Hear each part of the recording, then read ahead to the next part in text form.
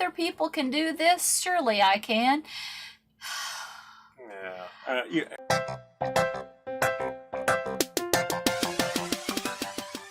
Hi there, I'm Rev. And I'm Sam, and thanks for joining us aboard the Here's to Us on America's Great Loop.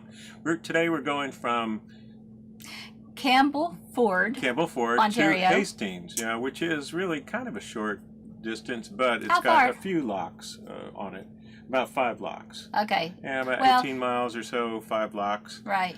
And we had a great day. We started out, the water was like glass. Yeah, it was and we beautiful. just started to get a jump on things. Even though the first lock was only a mile up the road from us, we figured, hey, we get to the blue line, which is where you tie up if you're wanting to go through.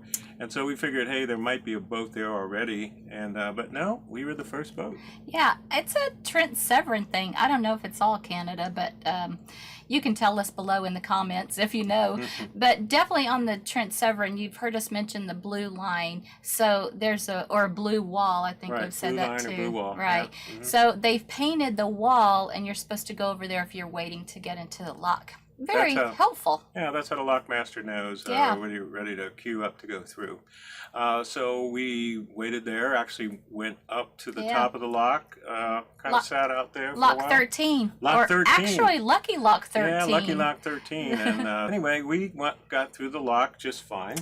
We did. Actually, a couple that we had met at Trentport Marina was behind us in a sailboat. So we ended up going through locks 13 through 18 with them. Yeah. Worked out really well. Yeah, it was great. We took the front of it.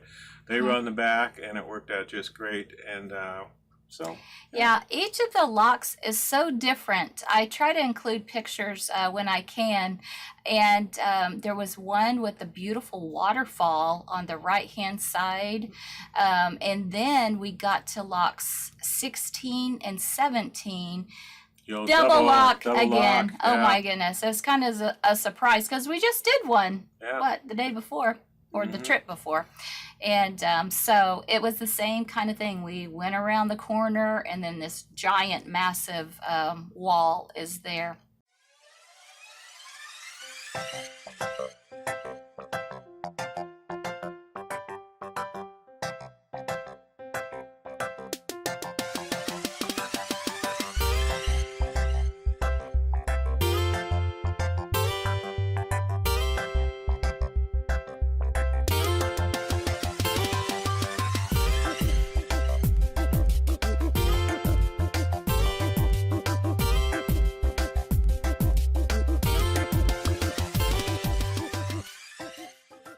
Yeah, but got through there, and then I guess it was quite a while until lock 18. Yeah, and we had to got go to lock on. 18 where we had planned to tie up. And so I had called the lockmaster early on and said, hey, is there anybody there at the upper wall? And they call it the lower wall when you're going upstream. And then as you go up, the upper wall is where people would tie up at this particular lock. Spots for 8 boats, depending on how big the boats are. So we were able to snag a spot there. Now the only thing about that is, you get to pay Parks Canada, 90 cents a foot, which is a deal, but there's no power. So for Rev, it's like no air conditioning. It was awful. Yeah. I really tried. I'm trying. I mean, this one lady, other looper, called me a little princess after our day 1 episode without any air conditioning. But I thought, other people can do this. Surely I can. Yeah, you did great with it. No, Actually, it I did didn't. cool down. I think overnight low was about 62 degrees. We had the windows open. Well, let me just back up. After that first day 1, our very first night away from our home marina, and we didn't have air conditioning, people on the Facebook page said to get a battery-operated fan from Walmart. It's an O2 Cool. O2 I think Cool, I think it's called O2 Cool. Did that. Here's what mine looked like. All right. And here's what the one looks like that they meant that And Quite a this bit one bigger. too is also O2 Yeah, cool. so we're going to but, have about 2 or 3 of those shipped I to think I need to contact downstream. Amazon and get like 5 or 6 of them. I need Yeah. a lot more than Have one. a couple of those shipped to a marina that we're planning to stay at once we get through the Trent Severn for a Yeah. couple of days, because we'll probably be doing a lot of anchoring out there with no power. We do have power on the boat, and when we say no power, no shore power, Right. we can crank up the generator and get everything working, but then you run the generator all the time. So we take the generator and top off the battery bank, and the DC batteries through the inverter passes through, and it makes AC.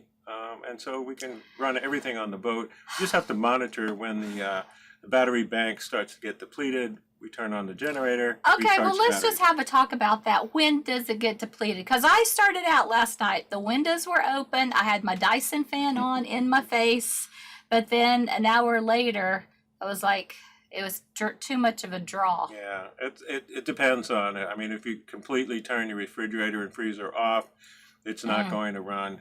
We did try to keep some of those things going. So, if you have basically a dead state where you turn everything off and go to bed, you'll be fine. But running the fan, the Dyson fan, that did. I'm trying, okay? I'm trying. I know, I've been camping only a few times in my life. Probably if I had grown up camping, I would have a better attitude about it. But anyway, I'm working on it. Yeah. So I'd love to know your tips, how I can get over this. Yeah, send us your tips on, Yeah. battery conservation as well as staying cool.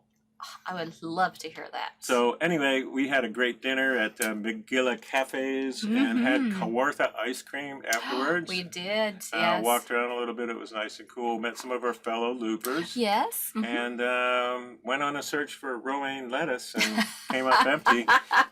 So anyway, we'll get that downstream here. So anyway, thanks for joining us on the Here's to Us, and we'll see you next time. Yeah, come on back next time.